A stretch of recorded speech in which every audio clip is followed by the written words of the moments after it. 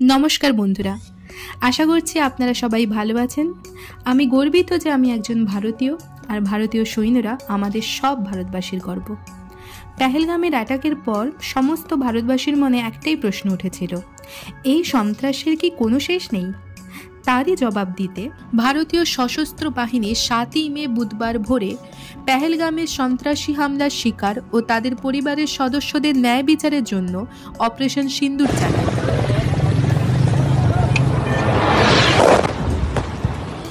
25 মিনিটের এই অপারেশনে অ্যাটাক করা হয়েছিল 9টি স্থানের 21টি সন্ত্রাসী ক্যাম্পকে। এই আক্রমণে কোনো পাকিস্তান নাগরিক, অর্থনৈতিক বা সামরিক স্থাপনাকে লক্ষ্য করা হয়নি। অপারেশন সিন্দুরের মেন টার্গেট ছিল 2টি সন্ত্রাসী গোষ্ঠী, 1 লস্কর-ই তাইবা, 2 জৈশ-ই-মোহাম্মদ।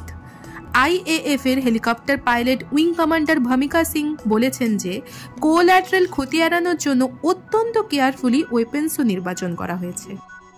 অন্যদিকে পাকিস্তানি সিকিউরিটি সোর্স দাবি করেছে যে তারা ইন্ডিয়ান এয়ারফোর্সের 5টি জেট, 1টি ড্রোন শটডাউন করেছে। আচ্ছা বন্ধুরা, এই বস্তুটিকে কি তোমাদের এয়ারক্রাফট মতো লাগছে? মজার ব্যাপার হলো, চীনের মিডিয়াও পাকিস্তানের এই ডিসইনফরমেশনকে সাপোর্ট করেছে। সিন্দুর অ্যাটাকের পর পাকিস্তান উত্তর ও পশ্চিম ভারতীয় সামরিক স্থানগুলোতে ড্রোন ও মিসাইল ব্যবহার করে আক্রমণ করার চেষ্টা করেছিল, কিন্তু ভারতের ডিফেন্স সিস্টেম সেগুলোকে সফলভাবে প্রতিরোধ করে। 7 মে পাকিস্তানি সেনা জম্মু কাশ্মীরের লাইন অফ কন্ট্রোলের কাছাকাছি গ্রামগুলোতে ব্যাপক গোলাবর্ষণ ও গুলি চালায়, যার ফলে 12 জন নাগরিক নিহত হয়, 51 জনের মতো আহত হয়। এছাড়া পুঞ্চ এলাকায় এলওসির কাছে এই গোলাবর্ষণে একজন ভারতীয় সেনাও নিহত হয়। পাকিস্তানের আক্রমণের জবাবে ভারত লাহোর, ইসলামাবাদ ও সিয়ালকোট ও করাচির মতো শহরগুলিতে মিসাইল ছড়ে পাল্টা জবাবও দেয়। মার্কিন পররাষ্ট্র দপ্তর ভারতের এই বক্তব্যকে সমর্থন করেছে যে পাকিস্তান সন্ত্রাসবাদকে সমর্থন ও উৎসাহ দেয়। এই মন্তব্যটি আসে মার্কিন পররাষ্ট্রমন্ত্রী মার্কো রুবি ও ভারতের পররাষ্ট্রমন্ত্রী এস জয়শঙ্করের ফোনালাপের পরে। ভাইস প্রেসিডেন্ট জেডি ভ্যান্স বৃহস্পতিবার বলেন, ভারত পাকিস্তান সংঘাত মূলত আমাদের বিষয় নয়। অন্যদিকে ইউ বলেছে, ভারতের রাষ্ট্রের অধিকার আছে তাদের নাগরিকদের সন্ত্রাসবাদ থেকে রক্ষার জন্য পদক্ষেপ নেওয়ার।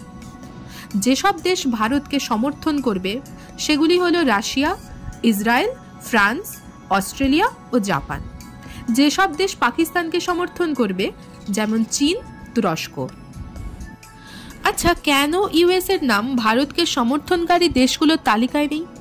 ইতিহাসের দিকে ফিরে তাকালে বোঝা যাবে 1965 আর 1971 এর ভারত পাকিস্তানের যুদ্ধে কোনোটাতেই ইউএসএ ভারতের পাশে ছিল না। এমনকি 1999 সালের কার্গিল যুদ্ধে বিল ক্লিন্টনের হস্তক্ষেপ ছিল যুদ্ধ থামানোর দিকে। আর এখন 2025 অপারেশন সিন্দুর ডোনাল্ড ট্রাম্পের হস্তক্ষেপের সঙ্গে সঙ্গে যুদ্ধবিরতি কার্যকর হয়। USA supported every time to Pakistan. IMF এর এক্সিকিউটিভ মেম্বারদের পার্সেন্টেজ অফ ভোটিং রাইটস থাকে, যেখানে ইউএস এর ভোটিং পার্সেন্টেজ হলো 16% আর ইন্ডিয়া 2.5%। ইউএসএ চাইলেই ভোটিং থেকে অ্যাবস্টেন করতে পারত, যেমন ইন্ডিয়া করেছে, কিন্তু ইউএসএ তা করেনি। পাকিস্তান এমন একটি দেশ যা ঋণের টাকায় চলে। বর্তমানে পাকিস্তানের জিডিপি $350 বিলিয়ন, যার মধ্যে প্রায় $150 বিলিয়ন ঋণ পরিশোধে ব্যবহার করতে হয়। তাই পাকিস্তানের বর্তমান অবস্থা দেখলে বোঝা যায় তারা কোনো যুদ্ধ চালানোর সামর্থ্যই রাখে না। যুদ্ধ ভুলে যান, দৈনন্দিন খরচ চালাতেও তারা IMF এর ঋণের উপর নির্ভরশীল। আচ্ছা, ইন্ডিয়া কি পিওকে টেক ব্যাক করার একটা সুবর্ণ সুযোগ হাতছাড়া করে ফেলল? আপনারাই ভেবে দেখুন, পাকিস্তান 3 দিক থেকে যুদ্ধের মুখোমুখি ছিল, বেলুচিস্তান, আফগান তালিবান, ভারত। এটা কি ভালো সুযোগ ছিল না পিওকে টেক ব্যাক করে নেওয়ার? ইন্ডিয়া হলো একটি ডেভেলপিং কান্ট্রি আর গ্রোয়িং ইকোনমি। তাছাড়া ইউএসএ আর চায়নার সাথে ট্রেড ওয়ার চলছে।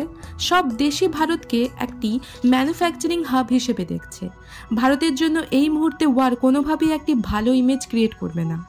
তাছাড়া ওয়ার কখনোই কোনো সমস্যার সলিউশন হতে পারে না। আমাদের স্ট্র্যাটেজি এমন হওয়া উচিত যেন ওয়ার আমাদের সবসময় লাস্ট অপশন থাকে।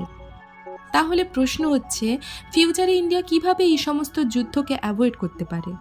আমি নিশ্চিত এখনও ভারতের মধ্যে অনেক মানুষ রয়েছে যাদের পাকিস্তানি সন্ত্রাসী গোষ্ঠীর সাথে ডাইরেক্ট বা ইনডাইরেক্ট যোগাযোগ আছে।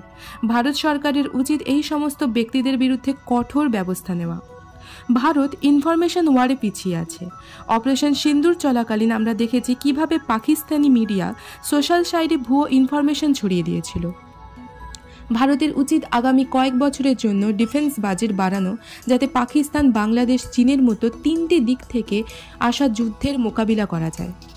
আর শেষে আবারও বলবো, আমাদের ইনভেস্টিগেটিং এজেন্সি যেমন র, আইবি, সিবিআই, এনআইএর আরও বেশি অ্যাক্টিভ হতে হবে।